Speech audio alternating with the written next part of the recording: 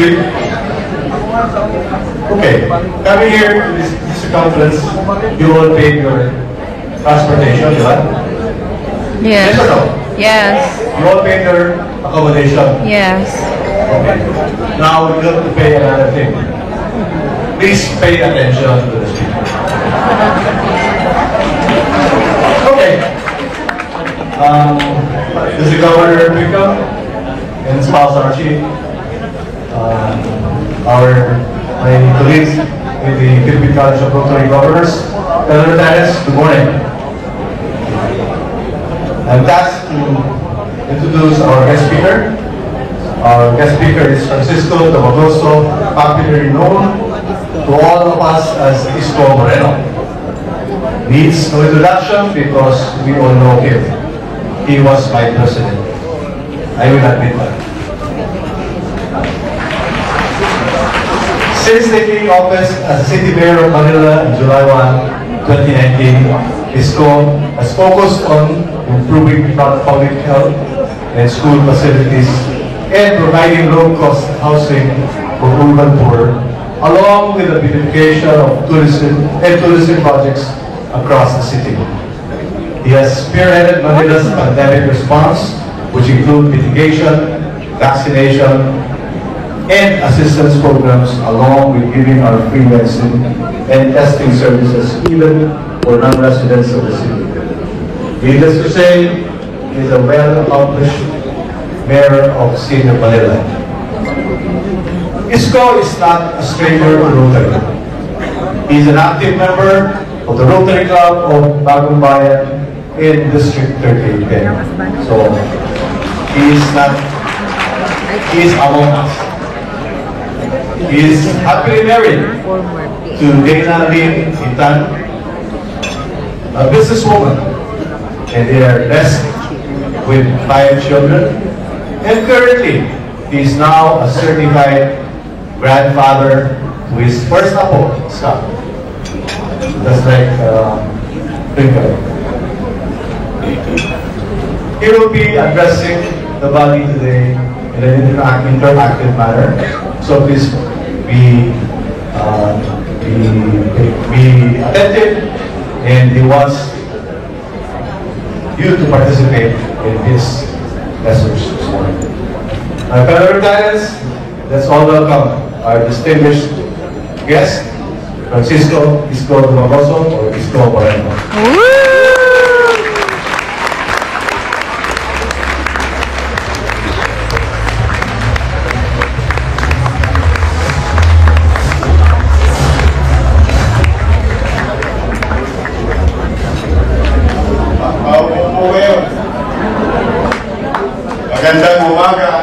Magandang umaga. Ayong buntag. Maayong buntag. Yeah. Correct. Pagpapasensya na ako po ay pinanganak sa Tondo.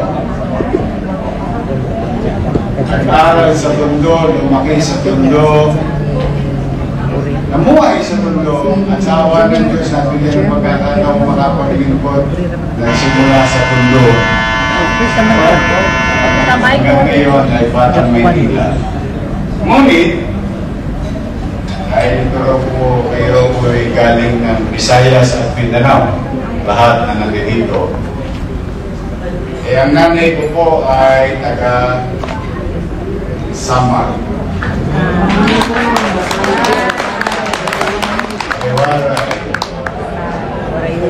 Waray. Kaya paggaling sa akin ng nanay ko, ay makasanda. Ano mo inawagan ng nanay ko? My father is from San Jose, Antique. Kaya ako by blood, full-blooded Bisaya. So, yung nanay ko lamang, katulad ng araw, yung mga kababayan natin sa Visayas at Mindanao and some part of Southern Luzon and Northern Luzon goes to Manila or went to Manila. So you go here. ang mapabuti ang What's buhay. on your mind? Nanay ko nagkasambahay sa pamilyang abogado sa Tondo. Say lahat pa. Nagsiman, Yeah, what's on your mind? nagsiman, Yeah, you choose life. nakita ang nanay ko. Ah, sa transfer, sa balik sa Sa Tondo. Yun po ang istorya. Bakit ako humingi ng pasensya pagkaman ako'y full-blooded Bisaya, bubuhay-buhay talaga sa Tondo. Muli, magandang umaga sa ating lahat, especially sa ating mga bisita. I beg your Ano sa dito? Sa PDG Kulang Bahan No, what's on your Party, mind? Representative of the President, International President. My English is only good for 5 minutes. After that is finished. As your paper.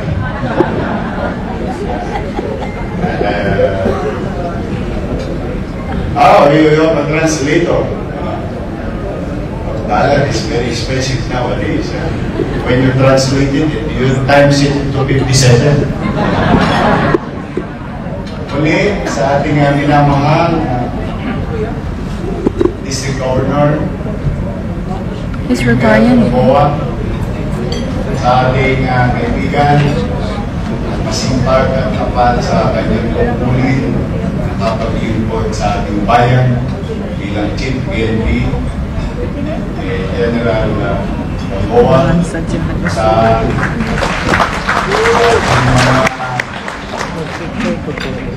tinagalang ng Pangulong Presidente at kanya-kanya pang lugar. Kabayan natin fellow Rotarians, magandang umaga sa inyo. Magandang umaga. Maraming salamat. Bahagi ang inyong programa araw nito. At ayaw ko man lang malinis ng tao na ako lang ang nagsasalita. When most of the time, related to attend such event, very important event. Kahit maaari imbis na kayo may matutunan, sometimes listening also to your audience gives you a lot of lesson to learn or maybe ideas, because I always believe in collaboration. Two heads are better than One. sabi nga. Lalo na, isang common ground ngayon sa hall na ito, sa podium na ito, ay being man for others. And that's what we've been doing.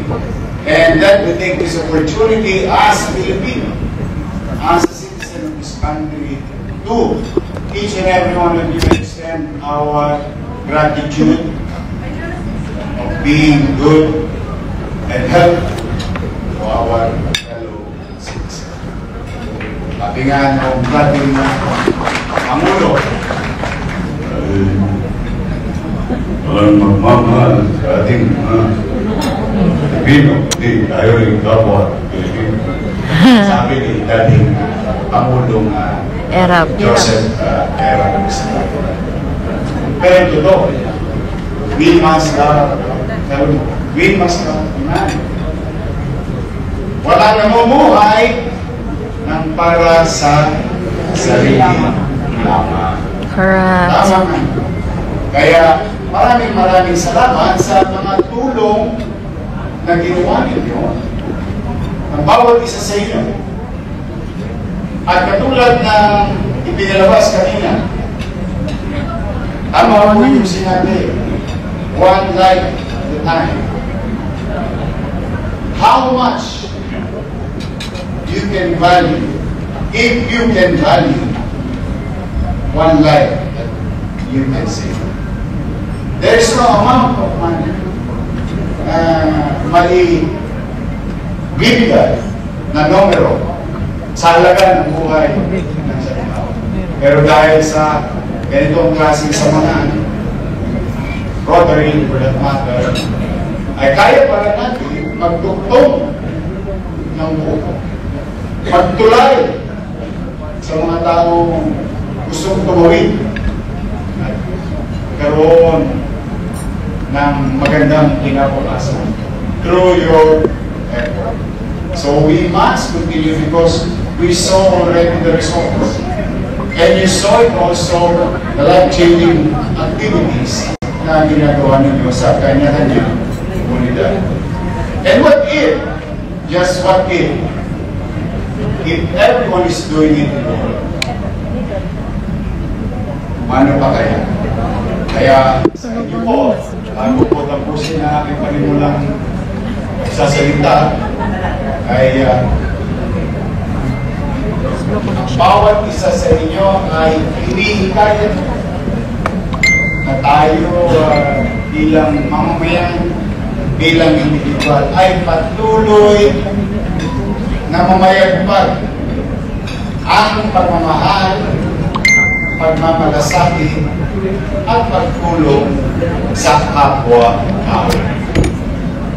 Yan, I think, kung hindi man tayo magkaroon ng pwentrada sa lupa, pagdating sa langit, I think God will ask us. I think, whatever religion that I think you will be asked, what have you done to your fellow or to humankind, in humanity, sa mundo, kung kayo nabubuhay pa sa sanity. Hindi tatanungin tayo. At least, one way or another, ay may masasabihin tayo. Kaya ito, ako po ako si Jesus. Sabi ko Jesus, alam niyo po Jesus, member po ako ng Rotary.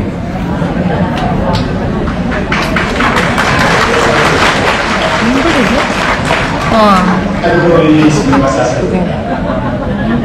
Naging bahagi po kami ng isang batang nalagay sa alam natin kung hindi makaoperahan, malamang hindi na po kabuti ng maraming birthday. Pero dahil sa effort, kasi sa masaya kami mabulang at may nagiging sa kanya. And this thing is Adis na lang. napakahirap ng buhay ngayon. Hindi lang sa ating bansa, hindi sa wala kang panatagan, but life must go on. And service, development must continue. So muli, maraming salamat at bubuksan ko ang kapag na ito aring in my own little way, masagot. Meron kayong tatanong na, meron kayong gustong ginawin, gusto ko naman yung mga pakinggan para naman ako rin yung bago pulisya. So, Mr. MC, you can now open the floor to Vince and everyone. Huwag mo kayo mag-iiyak, huwag mo kayo mag-iiyak. Hindi love life. Ako po, napamit na kung kanina may kapagpakilala. Maraming salamat sa ating kapagpakilala. Nabanggit niya, ako po ay may 5 na anak. Isa lang po na ngayon.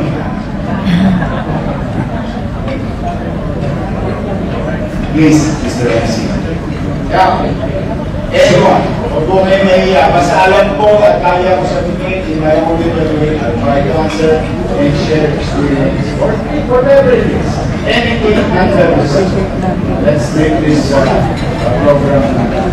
work. So now we are opening the floor for questions, and we can start with the first one. The first person who wants to ask for the speaker is President-elect Marilu Infante. Congratulations. Good morning, everyone. Good morning, Mr. Isko.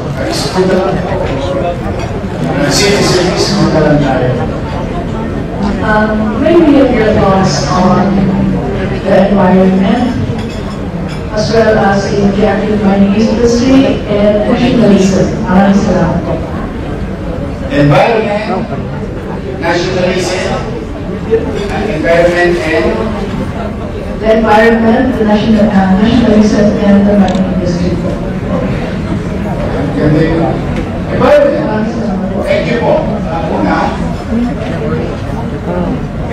Tesla, or Elon Musk for that matter, is planning to create a space somewhere else outside of our world. I've been watching the development being done by scientists with all the available technologies, preparing maybe 100 years from now, 200 years from now, or even 500 years from now. Where is it going? Tabila daw na. Barato sa Dumaguete nila. Dumaguete kay 550. Si Sanyan. Na ilang paint po si Dumaguete kay 100. Jadi kay 200. I think the thing that you by these people really Apa? is preparing because they're seeing something. And if we're not going to accommodate, especially kayo po dito siguro mga nasa 500 hanggang 700. Siguro isa sa inyo dito may napalitan na makilala ninyo kaibigan nyo na Yesu. O isa sa inyo may napakilala o kapitbahay.